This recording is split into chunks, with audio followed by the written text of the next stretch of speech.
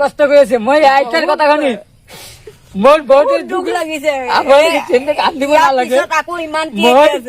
মই কথা দিছো মই কিডনি বিক্ৰী কৰিম ৰাইজৰ কাৰণে আমি দি যাম জীয়াই থাকিবলৈ আমাৰ ওপৰত নাই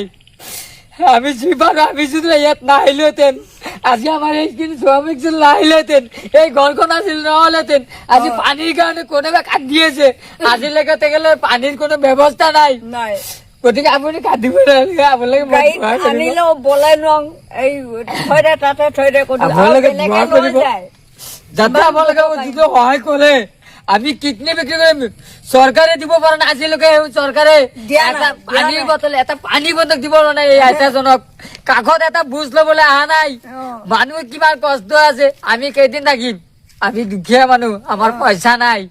মন আছে কিন্তু আমি যি পাৰিছো কৰিছো আমি কিডনি বিক্ৰী কৰিম তেজ বিক্ৰী কৰি হলেও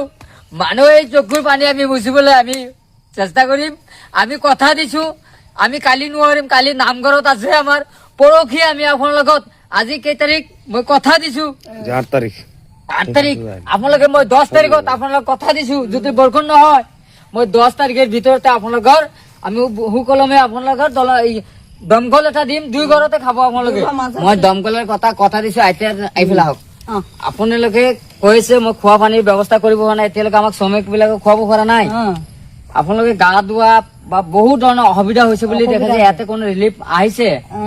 কোনো ৰিলিফ অহা নাই এতিয়ালৈকে নাই অহা নাই এইফালে শ্মশান আছে আৰু এইফালে ঘৰখন কোনো হাত দিয়া নাছিলে এইখন চুকুৰালি থিয় হৈছে আৰু মানুহৰ জীৱন দে হলেও মানুহক সহায় কৰিম আৰু দমকল যিটো কথা কৈছিলো 3টা আমি দমকল দিব নোৱাৰিম তাৰ মাজত আমি এটা দমকল ইতিমধ্যে হৈ গল আমি তাতে দিগাইছো কালিতো এক নহব পৰহি যেহেতু আমি কালি নামঘৰত যাম আমাৰ নামঘৰতটো ক্লিয়াৰ হব তাৰ পিছত আপোনালোকক একটু কৰি দিম হব আৰু আপোনালোকৰ মই 5 কিলো চাউল তেখেতৰ ৰেচন নপোৱাকৈ মই 5 কিলো চাউল এটা পেকেট মই অকলমান পিছত দি দিম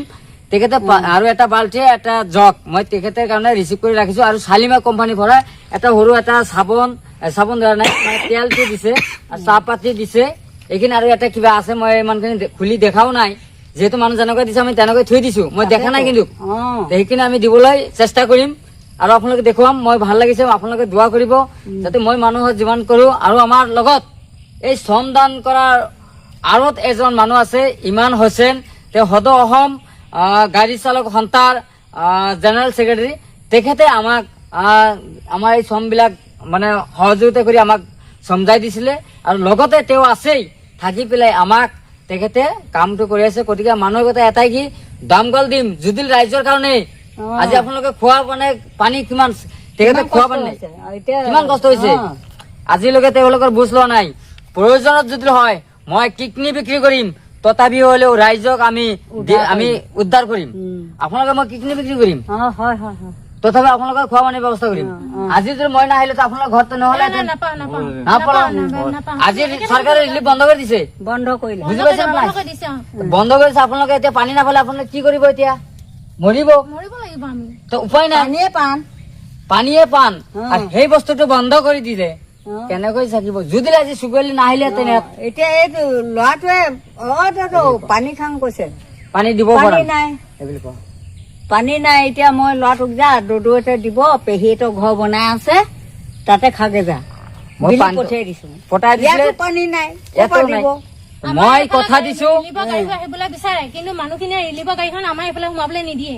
এইটো সমস্যা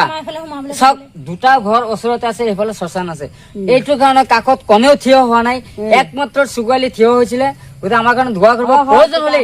আমি আপোনালোকক কিডনি বিক্ৰী কৰিম তথাপি আপোনালোকক আমি সহায় কৰি যাম দুখ লাগিছে মানে আপোনালোকে কান্দিব নালাগে